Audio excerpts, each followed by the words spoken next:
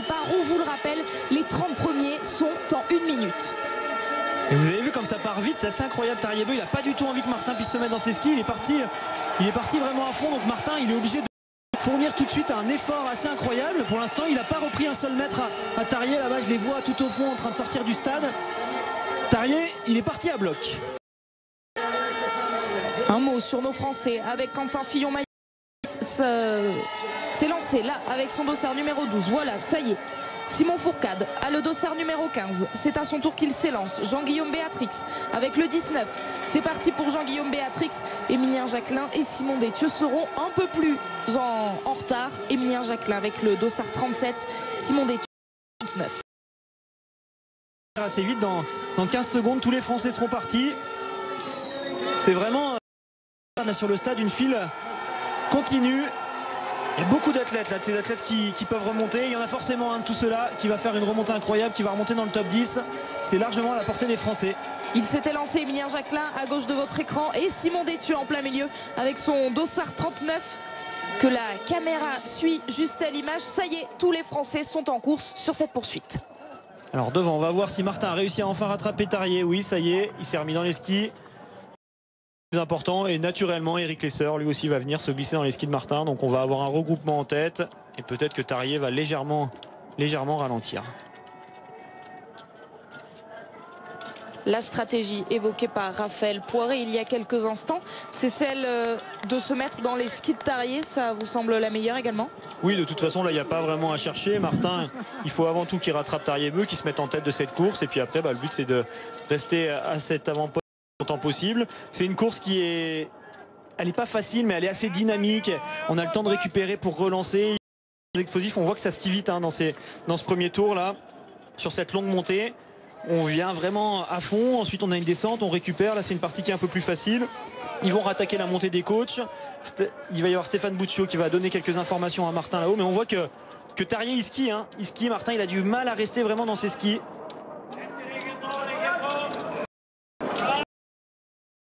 Il va falloir tenir 12 km et demi avec 4 tirs comme on l'a vu pour les filles tout à l'heure, 2 couchés, 2 debout. Pour l'instant ils sont carrément partis comme pour un sprint. De toute façon Tariebeu il le sait, il ne faut pas laisser la meute revenir derrière. Il y a tellement de monde qui n'est pas loin, qui n'a aucun intérêt à gérer son effort. Il faut essayer de mettre tout le monde dans le rouge dès le début, et c'est ce qu'il est en train de très bien faire.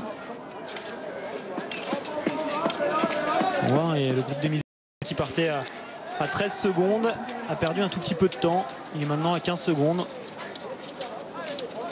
On va suivre l'évolution de Johannes, le frère de Tarier, qui est parti à 34 secondes pardon, et qui peut lui vraiment nous faire une grosse remontée. Ça va être assez intéressant de suivre sa remontée pour et Eric Lesser, l'Allemand, qui prend les devants. Martin est toujours derrière. Tariebeu, 3e. C'est un petit peu de l'intox. On essaye de montrer à tout le monde qu'on est en forme. Donc Tarier il a essayé d'assommer tout le monde. Maintenant Eric Lesser il lui dit voilà, tu vois, t'avais beau partir vite, j'ai réussi à te rattraper et c'est moi qui skie devant, donc j'ai pas peur de toi. C'est sur le pas de tir qu'on va s'expliquer.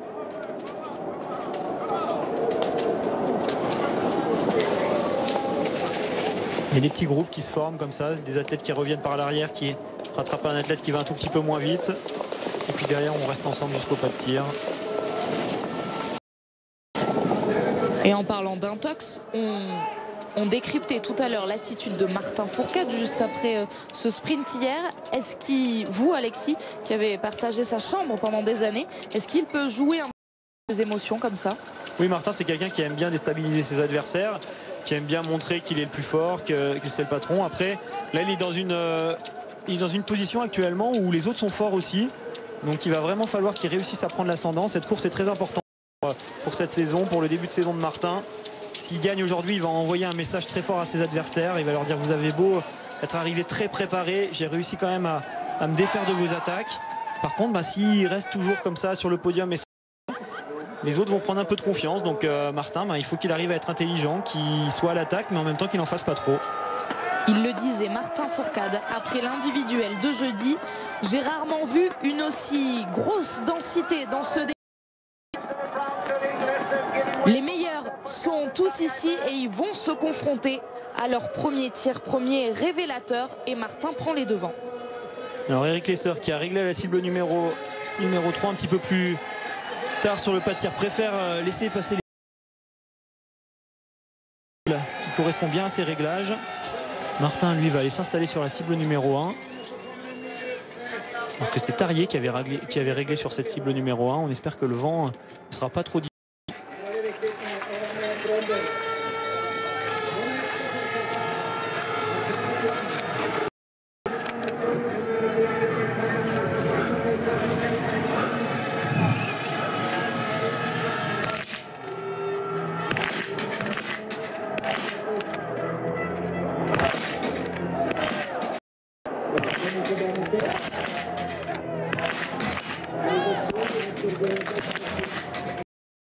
Une faute pour Tarier-Beu, une faute pour Martin Fourcade, 3 fautes pour Eric Lesser. Il y avait beaucoup de vent sur ce tir là, sur les premières balles. Et derrière, du coup, c'est les autres qui vont pouvoir en profiter avec des sans fautes. Emil Svensson. Dolder, le Suisse. C'est bien là. Emil qui va tout de suite repasser en tête. Il va ressortir avec une quinzaine de secondes d'avance sur Martin et sur Tarier. On le voit là, ils sont en train d'effectuer un tour de pénalité. Alors que Eder va aussi partir. Le tir de Quentin Fillon-Maillet qui vient de faire une faute. Une faute donc au total pour Quentin Fillon-Maillet. 5 sur 5 pour Johannes Beu. Qui va reprendre déjà beaucoup de temps. Alors on a vu Martin qui était très vigilant sur sa première balle. Il a vraiment sorti la tête de sa carabine pour analyser le vent. Il s'est fait avoir au début, mais derrière il a bien rectifié le tir. Une erreur, voilà, il va pas falloir en faire plus pour pouvoir jouer la victoire. Ils sont à 9 secondes de Svensson. Svensson il est tout seul devant, donc normalement ça devrait revenir un petit peu par l'arrière. Par contre attention, Johannes Beu, il est juste derrière Tarier maintenant. Il y a 10 secondes à combler, mais capable de les reprendre. On a vu le beau tir de Simon Fourcade qui ressort avec le plein. Et Émilien Jacquelin. Oui, le plein également pour Émilien Jacquelin. Allez, on va suivre un petit peu la sortie des Français. Donc Martin est sorti en 5e position à 9 secondes de Emil Svensson. Simon Fourcade 11e. Quentin Fillon-Maillet sorti 16e à 48 secondes avec une pénalité. Émilien Jacquelin sans pénalité. On attend maintenant le passage de Simon Détieux.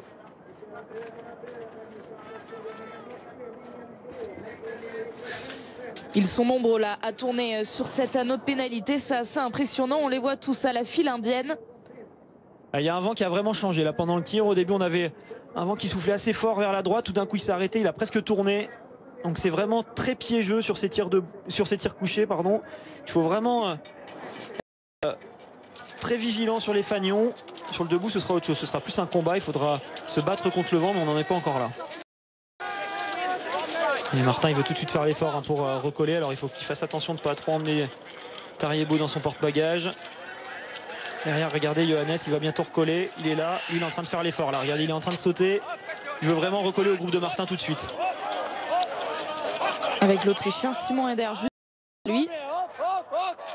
Simon a quand même une cadence de ski normalement qui est plus rapide pour lui, enfin qui est un petit peu trop rapide pour lui. Donc il s'arrache quand même, il essaye de rester dans les skis de Johannes. Et ça risque de lui coûter cher un petit peu plus tard dans la course. Après, il a raison, hein, Simon peut tenter de toute façon sur une poursuite. Il faut rester aux avant-postes, sinon on peut rien jouer. Et on vient de voir Emil Svensson jeter un petit coup d'œil derrière au laiton Rastorgouyev. Ouais, je pense qu'il aimerait bien que Rastorgouyev passe peut-être un peu pour le remplacer. Donc il fait un petit peu dur devant, Emil Svensson. Maintenant il va y avoir un plat montant où c'est pas forcément intéressant d'être le premier. Attention, Martin qui se fait marcher sur le bâton par Tarier, ça c'est des choses qui peuvent un peu énerver. Johannes est rentré. Donc je pense qu'Emil Svensson va laisser passer le laiton sur le plat montant. Et il n'a pas du tout réussi à rester dans les skis de Johannes. Il est à bloc, hein, là déjà Eder. Ça va beaucoup plus vite devant.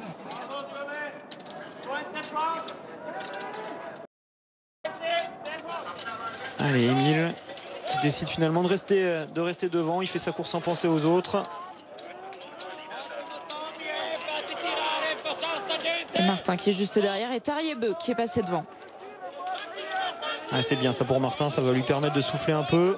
Je pense qu'il a dû voir que Johannes était rentré. Ah, elle va être intense hein, cette course. On est seulement au deuxième tir couché. Et tout de suite on voit que les favoris, il ne va pas y avoir beaucoup le droit à l'erreur. Il y a 3 Norvégiens qui sont capables de gagner. Et Martin, il va falloir qu'il se dépatouille avec tout ça.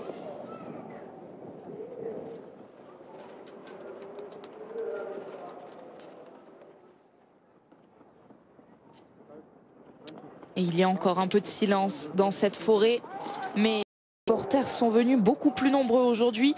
Vous allez de toute façon l'entendre, vous l'avez entendu sur le départ, sur le pas de tir, alors qu'ils vont là dans peu de temps après une autre boucle dans le stade. Ouais, ça a l'air éprouvant pour l'instant pour Martin. On sent qu'il tient le rythme de Tariebeu, mais qu'il n'est pas non plus hyper serein. Tout le monde skie fort. Pour l'instant, la différence que Martin pouvait faire l'année dernière sur les skis, c'est pas la même chose. Il doit s'adapter avec ça. Attention, Martin, il est déjà à fond, ça se voit. Il a été légèrement déséquilibré.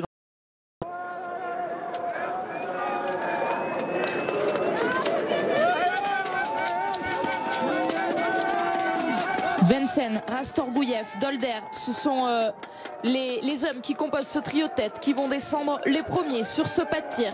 Suivi juste après par Tariebeu, Martin Fourcade, Lindström, Johannes Beu est là aussi. Il va falloir faire attention, qui n'a pas faibli et qui a fait tout à l'heure fauter ses athlètes.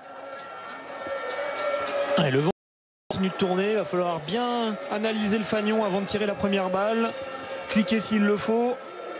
Ça, seuls les athlètes le savent, ça dépend de leur réglage. Ils ont réglé avec un vent de référence et maintenant il faut qu'ils s'adaptent pour régler la carabine en fonction du vent qui a évolué. Rastorgouyev décide de passer en tête. Oui, ça peut le changer, il est réglé au milieu du pas de tir, là il va tirer à la cible numéro 1. Ça peut créer des différentes. Il y a des petits tourbillons des fois qui se font au niveau de la cible 1 à cause des palissades du pas de tir. J'espère que ça va pas gêner le laiton.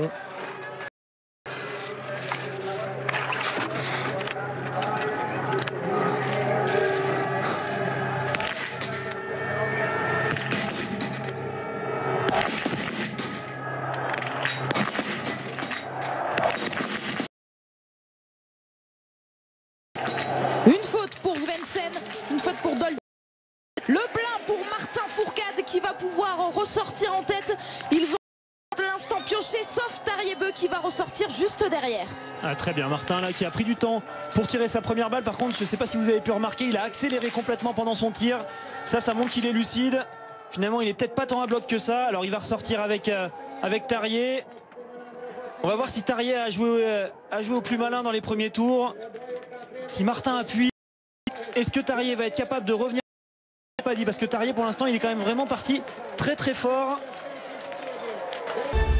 Retrouvez toute l'émotion du biathlon avec les montagnes du Jura, l'autre versant de la montagne. Eh oh, il vous manquerait pas quelque chose? La Coupe du Monde de biathlon avec EcoSport.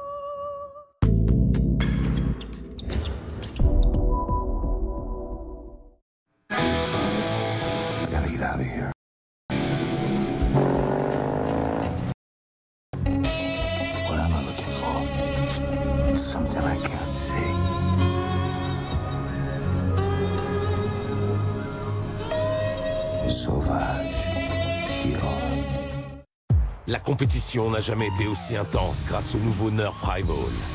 Précision, puissance et des billes en mousse propulsés à 110 km/h. Choisis ta couleur, rejoins ton camp. Nerf High Ball. Compétition. Vivez un incroyable mois Beansport avec 100% de l'UEFA Champions League et le championnat du monde de handball féminin. Maintenant, avec le replay, retrouvez tous vos programmes quand vous voulez. Et cette saison, l'appli beIN Ligue 1 Conforama est offerte aux abonnés Beansport. Merci Free. Et donc je peux changer de fournisseur d'électricité maintenant? Tu changes notre électricité, mais pourquoi? Qu'est-ce que je dis? Est-ce que vous lui avez dit que c'était 10% moins cher? C'est 10% moins cher. Elle a fait quoi? Faites-lui un compliment. Tu as un très beau tablier aujourd'hui. Hein? Du gaz naturel et de l'électricité verte 10% moins cher, un service 100% Total. Total Spring, la nouvelle offre de Total. Et si l'électrique devenait un réflexe? Et si l'électrique nous montrait la direction à suivre? Et si électrique et plaisir ne faisaient plus qu'un? Et si reconnecté à l'essentiel? Et si votre vie devenait plus électrisante grâce aux nouvelles BMW i3 et i3S?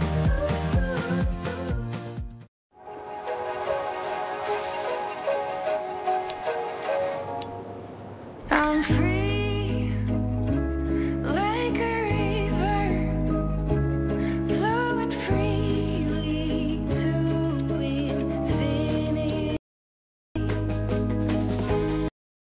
pour vous permettre de commander en ligne les produits de vos commerçants préférés. Banque Populaire fournit les outils de demain au métier de toujours.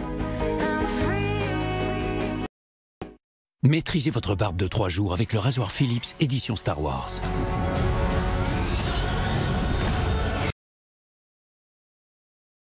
Il coupe les poils les plus longs sans sensation pour un rasage électrique efficace et confortable. Philips.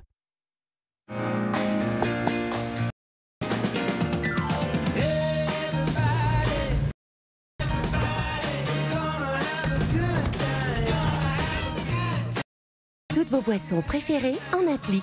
Tassimo, une touche de bonheur. Et en ce moment, offre spéciale Noël. La machine Tassimo Vivi plus 3 paquets de café vous reviennent à 39 € seulement.